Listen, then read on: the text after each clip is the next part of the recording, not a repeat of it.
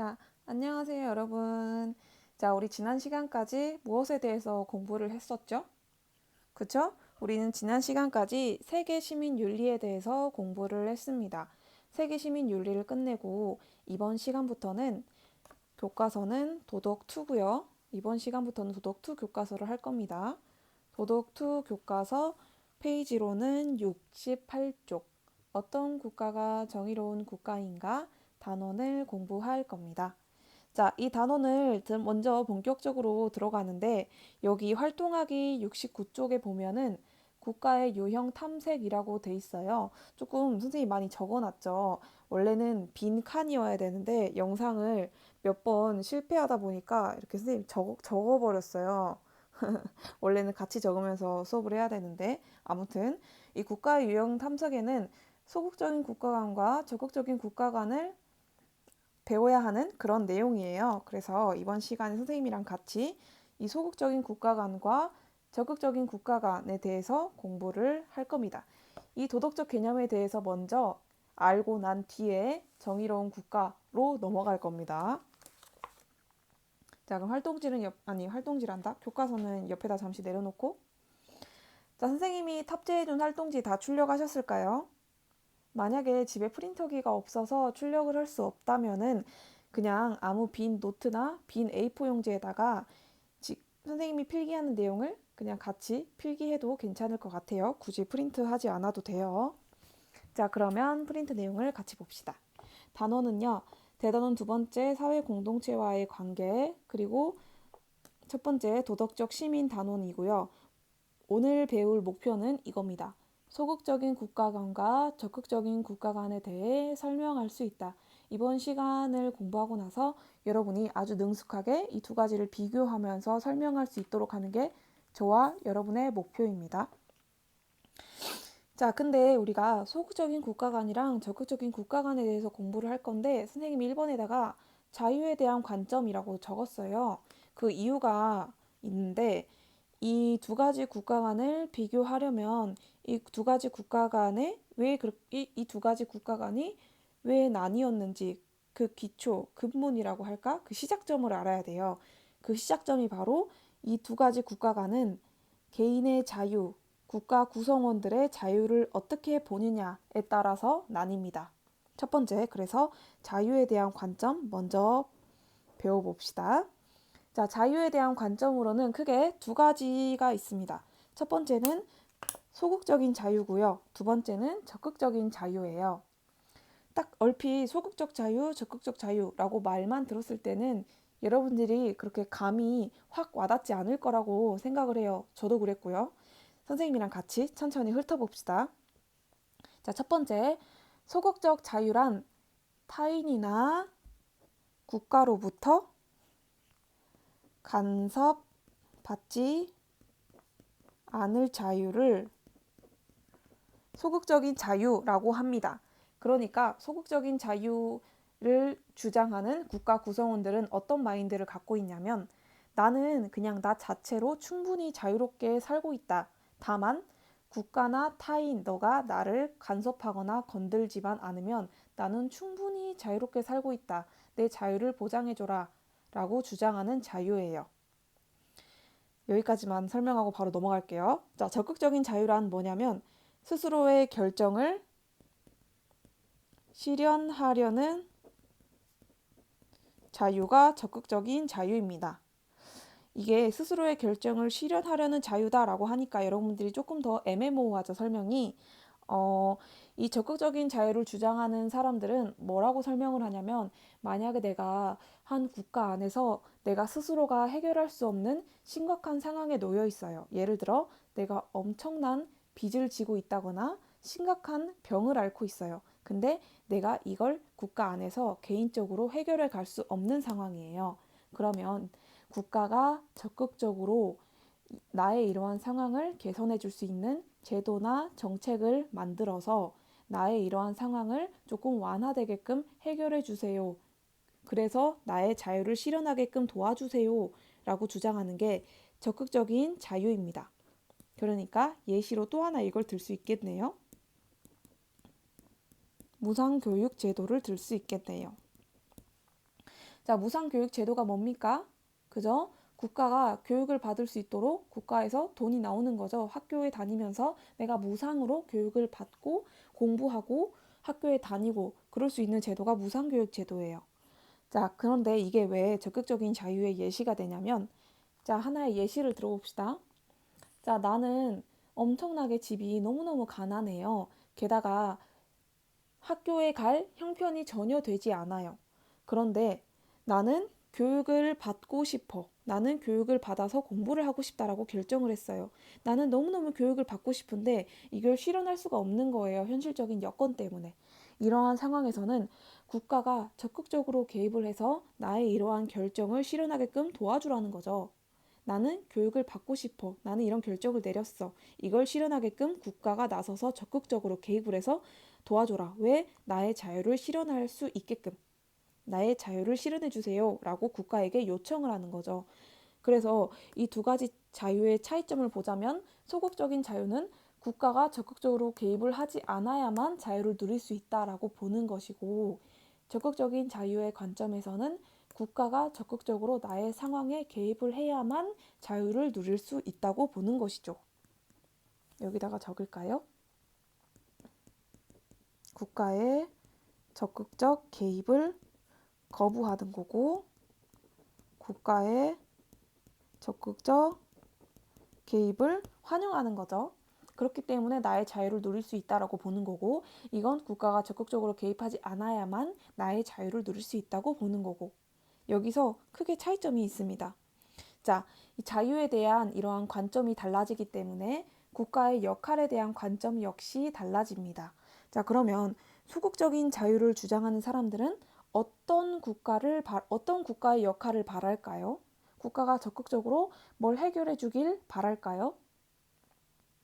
아니죠. 국가가 그냥 적극적으로 나의 상황에 터치하지 않기를 바래요. 그걸 어떤 국가라고 부르냐면 이 사람들은 소극적인 국가를 원한다라고 말하죠. 소극적인 자유를 원하기 때문에 자연스럽게 소극적인 국가가 탄생하게 됩니다. 소극적인 국가에서는 국가의 역할을 어떻게 제한하냐면 개인의 자유 침해 방지를 위해 뭐가 들어가겠어요? 5글자. 그쵸? 국가의 역할을 제한해야 한다는 입장이 소극적인 국가에서 바라보는 국가의 역할입니다. 그러니까 국가는 어떤 역할만 하라는 거예요? 교과서 봅시다. 교과서 69페이지입니다. 교과서 봅시다. 이 안경 쓴 여학생은 소극적인 국가관을 가지고 있죠. 국가의 역할은 국민의 생명이나 안전을 보장하는 것만으로도 충분하다. 국가가 국민의 생활에 개입하다 보면 개인의 자유가 침해될 수 있다. 내 생활에 절대 개입하지 마세요. 국가는 그저 국토를 방위하거나 치안을 유지하는 그냥 질서 유지의 역할만 해주세요. 라고 하는 게 소극적인 국가죠. 여기다 적을게요. 국가는 질서 유지의 역할만 해주세요. 라고 강조를 하는 거죠. 선생님 글씨가 괜찮나요? 좀 많이 날아가는 것 같은데. 자, 그러면 두 번째 적극적인 자유로 넘어갑시다. 적극적인 자유를 성취하고 싶어 하는 사람들은 어떤 국가의 모습을 이상으로 바라보겠어요? 그쵸? 적극적 국가의 모습을 이상으로 바라봅니다. 자, 적극적인 국가에서는 국가의 역할이 어떻게 되냐면 국민 전체의 무엇을 위해 국가가 어떻게 해야 한다는 입장인데 국민 전체의 뭘까요? 행복, 사랑, 부귀, 명예, 윤택한 국민 전체의 윤택한 삶을 위해 국가가 뭘까요? 그쵸? 적극적으로 개입해야 한다는 입장이 적극적인 국가에서 바라보는 국가의 역할입니다. 국민 전체의 윤택한 삶을 위해서 국가가 적극적으로 개입해야 된다. 소극적인 국가는 개인의 자유침해 방지를 위해 국가의 역할을 제한해야 한다. 여기서 큰 차이를 보이죠?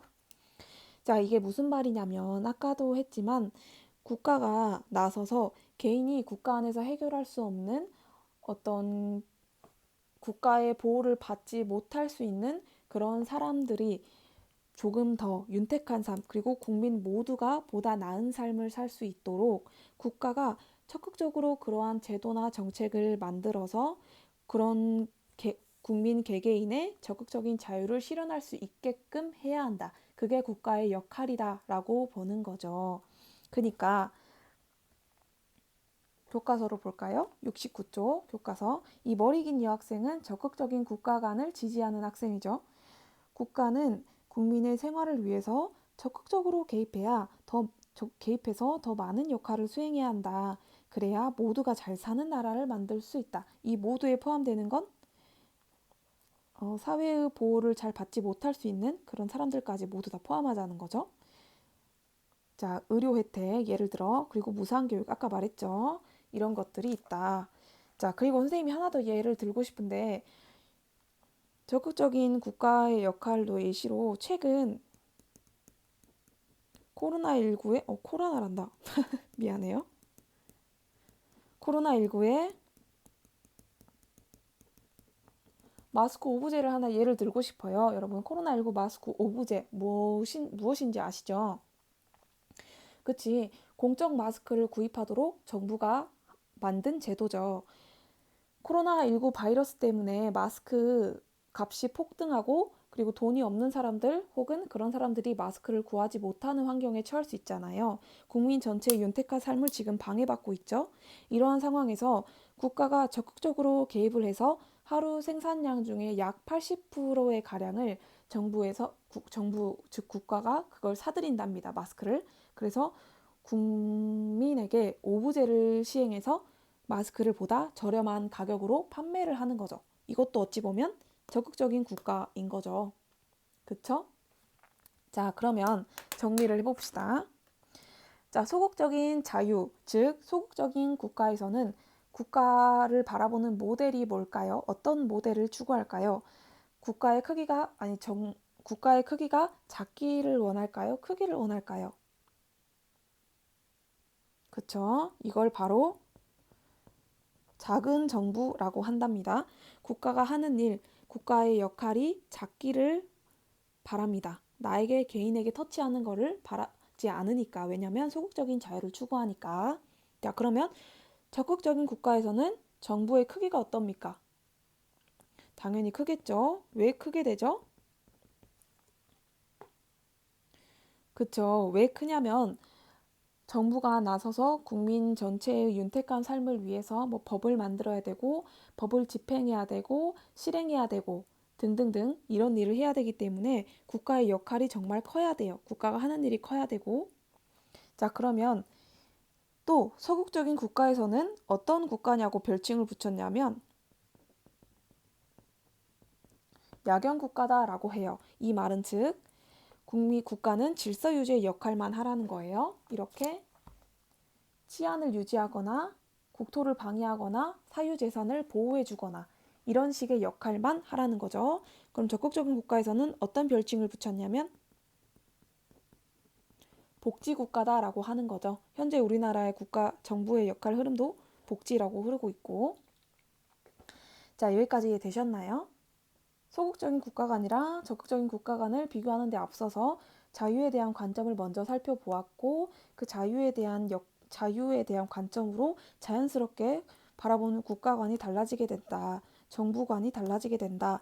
그래서 그 국가가 어떤 의미인지 어떤 역할을 해야 하는지 바라보았고요. 이해되셨습니까? 자, 그러면 여기 내려놓고 교과서를 한번 봅시다. 자, 여러분, 그리고 교과서 69쪽 페이지는 이번 시간이 끝나면 이 페이지 자체를 촬영해가지고 도덕 커뮤니티에 올려주세요. 그게 과제입니다. 자, 위의 두 사람이 주장하는 모습의 국가가 가진 장단점이 각각 무엇인지 생각해 보자.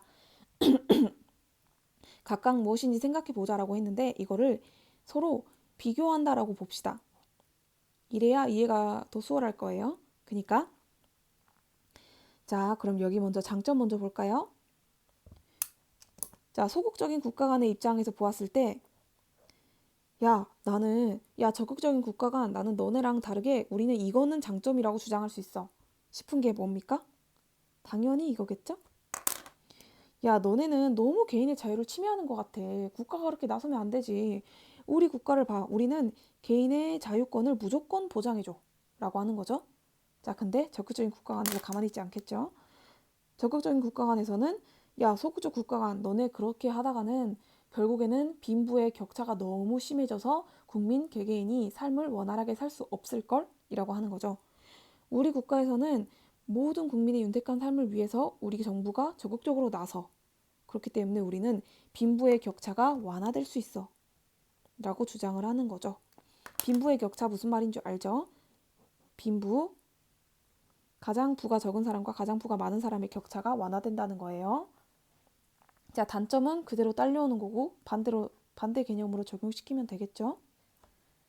소극적인 국가 간에서는 개인의 자유권을 보장하고 국가의 어떤 국민 개개인의 삶을 위한 뭐라고 할까? 국민의 윤택한 삶을 위한 국가가 적극적으로 개입하는 것을 반대하기 때문에 빈부의 격차가 심해질 수 있죠. 국가의 역할은 여기에만 제한을 두기 때문에. 이해되시죠? 자, 여기까지 적고 다음으로 넘어갑시다. 2번은 여러분의 생각을 적는 건데 국가가 다음과 같은 제도를 시행하는 것을 어떻게 생각하는지 이를 바탕으로 자신의 생각을 적어보자 라고 돼 있는데 이게 셧다운제라는 거예요. 셧다운제 여러분 많이 알 거예요. 왜냐하면 여러분 나이대에 해당하는 법이니까. 현재는 만 16세 미만의 청소년들을 대상으로 심야 시간에 인터넷 게임 제공을 제한한 제도를 시행하고 있다. 자, 이 제도를 우리 정부에서 운영하고 있는 제도인데 이 제도를 여러분들이 어떻게 생각하는지, 찬성하는지, 반대하는지 그 의견을 적고 왜 그렇게 생각하는지도 같이 적어주세요. 어렵지 않죠? 제가 여기에 대한 자세한 설명을 선생님의 생각을 덧붙이면 여러분 선생님 생각을 따라가고 그 생각에 묻어갈 수 있기 때문에 설명은 여기까지만 하겠습니다. 그리고 이 셧다운제에 대한 자세한 뉴스 영상도 선생님이 같이 업로드했으니까 이 영상을 보고 나서 그 뉴스 영상 마저 본 다음에 이 내용을 채우고 이걸 촬영해서 도덕 커뮤니티에 올려주세요. 자, 이번 시간은 여기까지고요. 혹시 어려웠던 내용 있다면 카톡으로나 아니면 도덕 커뮤니티에 글을 써서 선생님이 볼 수 있게끔 질문해 주세요. 자, 그러면 여기까지 하겠습니다. 안녕.